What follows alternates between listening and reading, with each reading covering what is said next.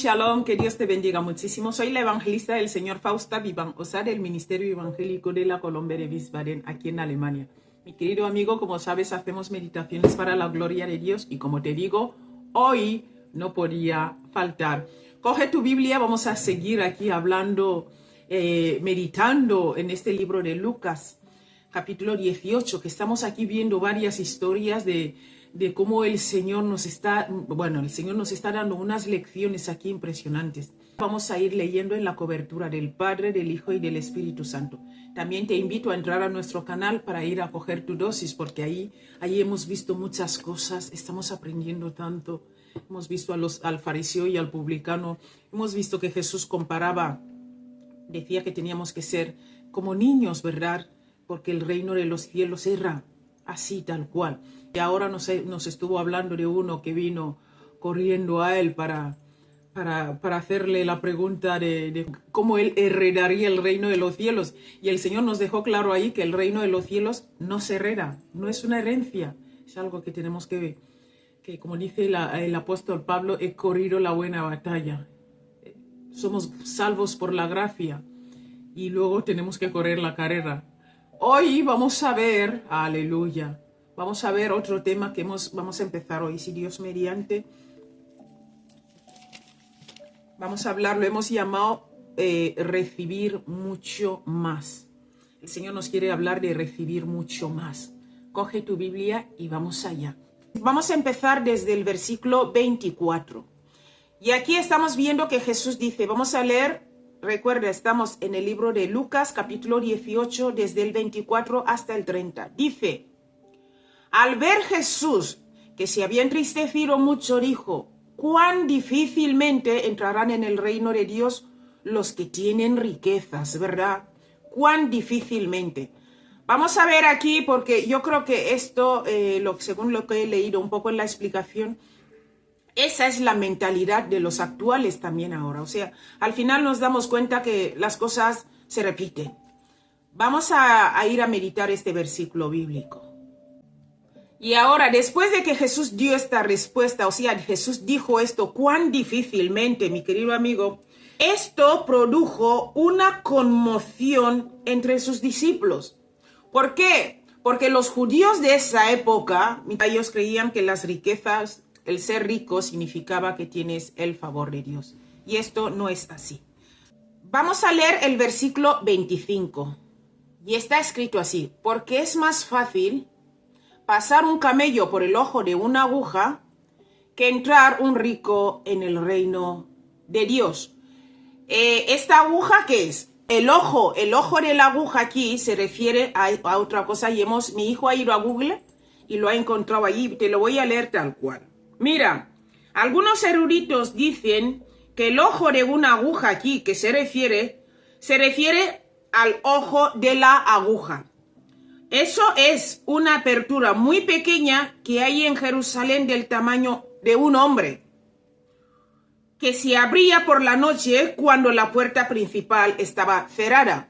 En Jerusalén, según cuentan aquí, había una puerta pequeña había una puerta grande, ¿vale? Que era la puerta principal, pero cuando se cerraba esta puerta, se abría otra puerta pequeña que era del tamaño de un hombre, según dice aquí, del tamaño de un hombre, que se abría en la noche cuando se cerraba la puerta principal. Y se abría, ejemplo, la puerta grande estaba aquí, la puerta principal estaba aquí, pues la puerta pequeña podía estar, pues así igual, un poquito más aquí abajo, ¿vale?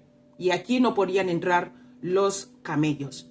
Bien, podemos meditarlo así también. Mira, la riqueza no necesariamente es un mal. No te estoy diciendo aquí tampoco que ser rico sea malo. Hay cristianos que son ricos. El Señor les ha bendecido, amén. Pero aquí el problema es la dependencia, ¿vale? Cuando el dinero está en el bolsillo está bien, pero cuando pasa al corazón ya es un Dios, ¿verdad? Entonces, aquí el problema es tener las riquezas en el corazón, ¿verdad? Es lo que dice aquí. Esto es lo que constituye el mal, cuando ya las riquezas ya no es solo parte ya no están fuera de nosotros. Como dice aquí, la riqueza no necesariamente es un mal. Es la dependencia de esas cosas que constituye el mal. Entonces ser rico no es malo. O sea, no digas ahora, no, han dicho que ser rico es malo. No, no.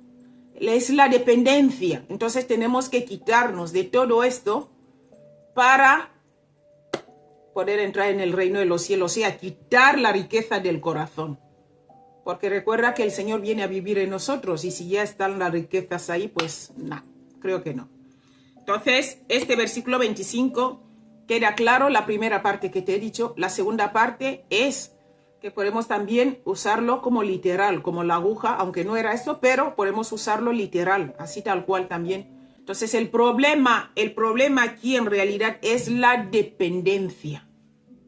Y por eso te digo que también podemos usarlo literal.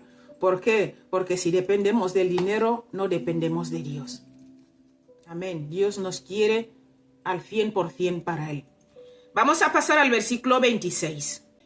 Y las respuestas de Jesús siempre creaban revolución. Y ahora, como te he dicho antes, esto creó como una revolución. Escucha lo que dicen aquí en el versículo 26 los discípulos. Dice así, y los que oyeron esto dijeron, ¿quién pues podrá ser salvo? Los pensamientos era que ser rico, el que es rico tiene la gracia de Dios. Y el que no es rico y es pobre, pues no tiene a Dios. Y ahí el Señor siempre dejaba a la gente con sus teorías por los suelos. Porque luego, en otra parte, nos sacó la historia de Lázaro, y el Lázaro rico y el Lázaro pobre. El que era pobre fue al cielo y el que era rico fue al infierno, si podemos decir así, en el lugar de tormento. Entonces, el Señor nos da a entender las cosas no como la gente piensa, sino como Él sabe que es el reino de los cielos. Vamos a pasar a meditar este versículo bíblico. En este versículo 26, mi querido amigo, vemos que esta pregunta que le hicieron, su idea de salvación era una confusión total, mi querido amigo. Aún como es en la actualidad, mucha gente también no tiene la idea de la salvación clara.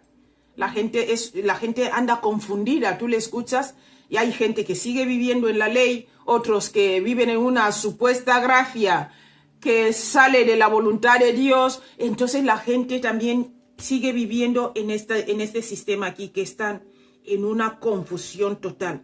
La idea de la salvación, están confundidos totalmente. Creen que por ser salvos, por la gracia ya podemos vivir como queremos, podemos hacer todo lo que queremos, y otros siguen viviendo en la ley, no hacen nada, totalmente están como cumpliendo la ley, o sea, una confusión total. Vamos a pasar al versículo 27. Y Jesús les dijo, escucha, el versículo 27 vamos a leer ahora, dice, Él les dijo, lo que es imposible para los hombres es posible para Dios. Amén, porque ya los veía ahí a todos. Entonces el Señor les da aquí una tranquilidad también para no afanarse, ¿verdad? Vamos a pasar a meditar este versículo bíblico. Y aquí este versículo 26 está claro. Mira, mi querido amigo, la salvación en cualquier caso es imposible para el hombre. No podemos ser salvos nosotros por nuestras fuerzas, porque somos inteligentes, porque somos guapos, porque nos llevamos bien con la gente, porque hacemos buenas obras. No, la salvación no tiene nada que ver con esto. Por eso, para el hombre solo, o sea, no podemos ser salvos. Nuestra salvación, para ser salvos, mi querido amigo, eso es posible con Dios. Y esta salvación, como hemos leído aquí, Jesús es aquella salvación. ¿Qué significa la obra que Él hizo en la cruz?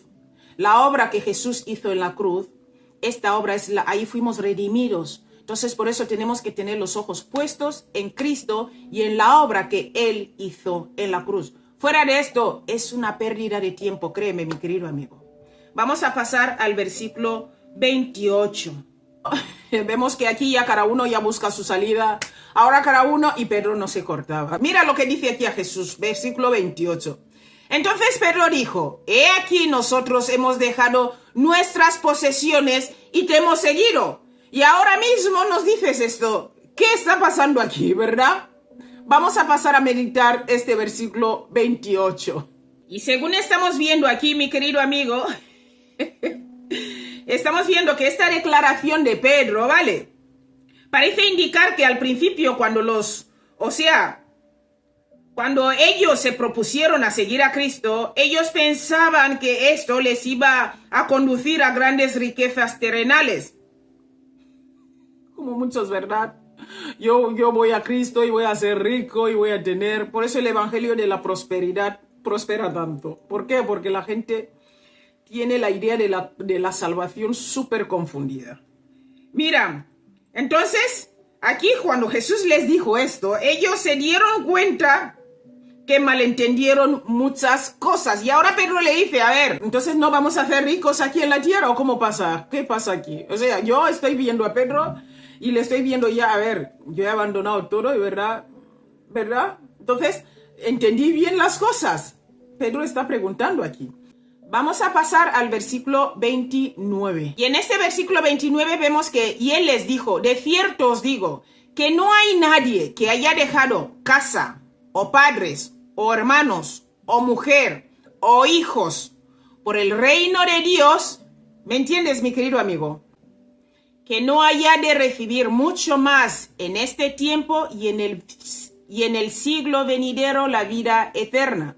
O sea, no hay nadie que haya abandonado todo esto, que no haya de recibir mucho ahora y en el siglo venidero la vida eterna, que es lo que todos anhelamos tener, la vida eterna. Esto aquí está hablando Dios de la consagración. Todo lo que tú inviertes para Dios vas a recibir mucho más. ¿Por qué? Porque el Señor no va a deber nada a nadie, mi querido amigo. Y esto también dice, en este tiempo y en el siglo venidero la vida eterna. Servir a Dios es lo más grandioso, mi querido amigo, que una persona jamás podría hacer. Todo lo que invertimos para Dios, el Señor dice que nos va a dar mucho más, porque el Señor no debe nada a nadie, ni quiere deber nada a nadie. Y en el versículo 30 vemos que dice que no haya de recibir mucho más, o sea, muchas más veces. Y luego dice, y en el siglo venidero la vida eterna. Esto, mi querido amigo, servir a Dios es lo más grandioso que una persona jamás podrá hacer. El Señor dice en la palabra que no hay justo desamparado ni descendencia que mendigue. Así que nunca el Señor va a desamparar a un justo que ha abandonado todo por Él. Nunca, nunca, nunca. Porque el Señor no va a deber nada a nadie. No te va a desamparar. Deja todo, porque aquí estamos hablando de la consagración. Esta palabra ahora es la consagración que Dios espera de nosotros. Así que si tú abandonas todo por Dios, el Señor dice que vas a recibir muchas veces más. No sé qué te va a dar Dios, no sé qué va a hacer Dios en tu vida, pero si nosotros nos consagramos a Dios, dice que nos va a dar muchas veces más. Amén. Que Dios te bendiga muchísimo. Y esta es la palabra que quería que compartamos hoy para la gloria de Él. Espero que te haya sido de mucha bendición, sabiendo que si nos consagramos para Dios, el Señor va a ser nuestro hacedor y Él nos va a dar mucho más.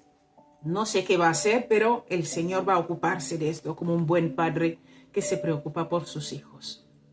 Un abrazo grande y que Dios te bendiga.